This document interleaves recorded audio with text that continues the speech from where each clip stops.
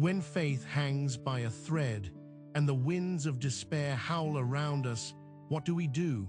This is the question that has echoed through the ages, whispered by those who have stood on the precipice of hopelessness.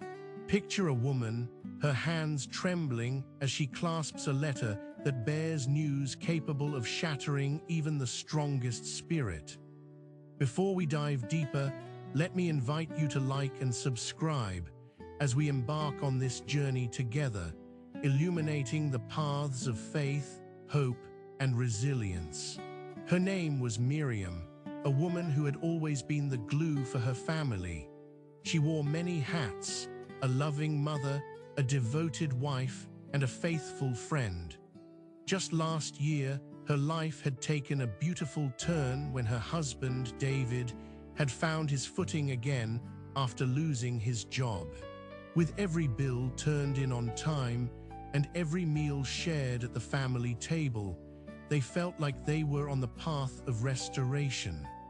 But the harsh reality of life had a way of sneaking back in, and this letter turned everything upside down. As she sat on the edge of her bed, sunlight spilling through the curtains, Miriam's heart raced. The letter informed her that while her husband had made strides at his new job, the pressures were mounting. The company was restructuring and layoffs were imminent. The thought of losing David's income again sent icy fingers creeping down her spine. "Lord," she whispered through tears, "why does this keep happening? What have we done to deserve this?" In that moment of utter despair, she remembered the words of James 1:2-4, "Consider it pure joy, my brothers and sisters, whenever you face trials of many kinds." Though the words seemed distant and somewhat hollow now, a flicker of curiosity stirred within her, a question she would carry into the depths of her struggle. What if this trial was not just an ending, but rather a beginning wrapped in a disguise? What if the hope she yearned for lay buried in the darkness of her sorrow? As the days turned into weeks, uncertainty hung thick in the air. Miriam and David spoke little about the letter, but its shadow loomed large between them. However, amidst their unspoken fears, they found themselves drawn to their family and friends, gathering for contemplative evenings filled with prayer and discussion. It was during one of these humble gatherings that Miriam heard the familiar voice of her dear friend Ruth. "Sometimes, our darkest moments lead to the most profound encounters with God," Ruth shared softly, her hands clasped tightly. "Remember, Miriam, just as the night is darkest before dawn, God often works in ways we least expect."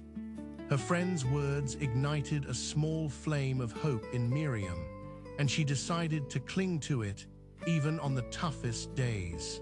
She started journaling her thoughts and prayers, allowing her to confront her fears, writing down everything she felt, her heartache, her longings, and the hope that seemed so far out of reach.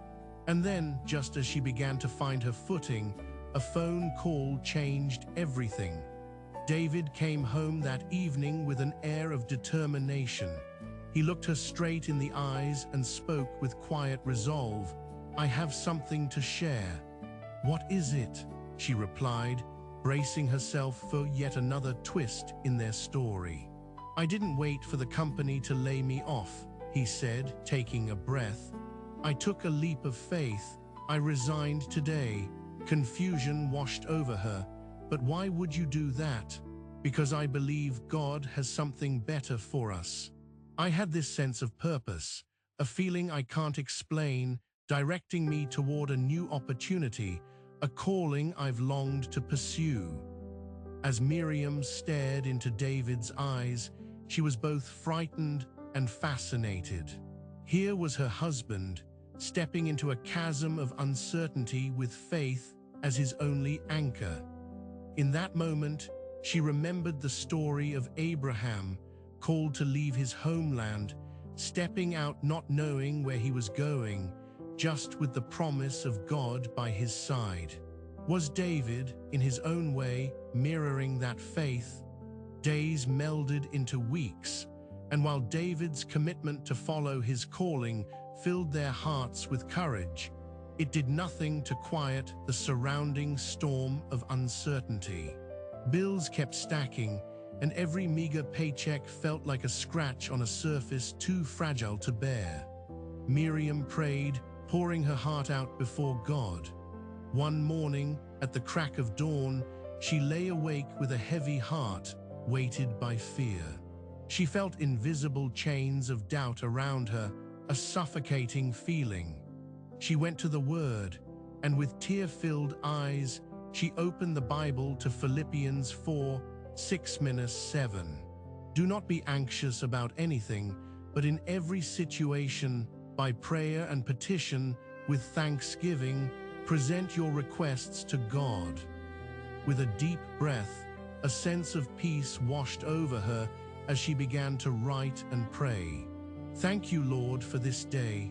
Thank you for my family, for David's courageous heart. Thank you for the unknown blessings that lie ahead. And Lord, I need your help. Days turned into months, and just when everything felt overwhelmingly heavy, the phone rang. David answered, and his face brightened. Miriam, I got it. I got the position. His voice reverberated with joy through the stillness of their home. Her heart soared. What position? It's with a non-profit organization working with at-risk youth. I'll be able to make a difference. This is what I was meant to do. Tears of joy streamed down her face. Their uncertainty was not the end. It was a divine appointment for a new beginning. Together, they celebrated in praise, pouring out their grateful hearts. It had taken a leap of faith, but in that leap, they experienced God's faithfulness in a way they had never imagined. It's in moments like these, my friends, when our world feels chaotic, that God stirs within us. Miriam and David's journey embodies the biblical truth of Romans 8:28. And we know that in all things, God works for the good of those who love him, who have been called according to his purpose. Life does not promise us easy roads or unbroken paths. Often it is the trials that shape our greatest testimonies, the moments of vulnerability that increase our faith and lead us to divine revelations about his purpose in our lives. As we draw near the end of Miriam and David's journey, let's pause for a moment.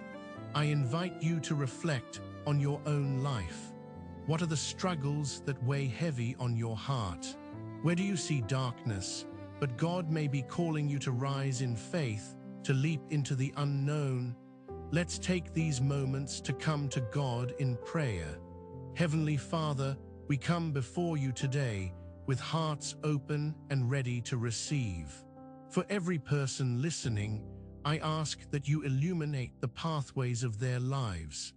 Help them to see that where they feel the most lost, you are already there, holding their hand and guiding them forward.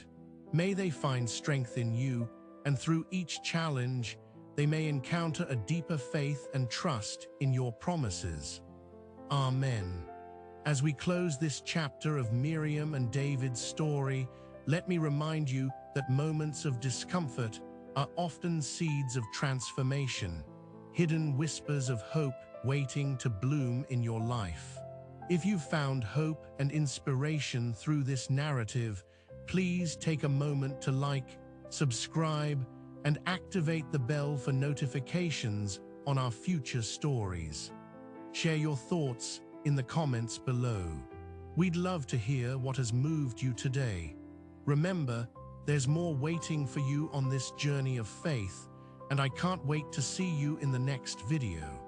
Until then, may your faith be strengthened in every prayer, and may God's love shine upon your life.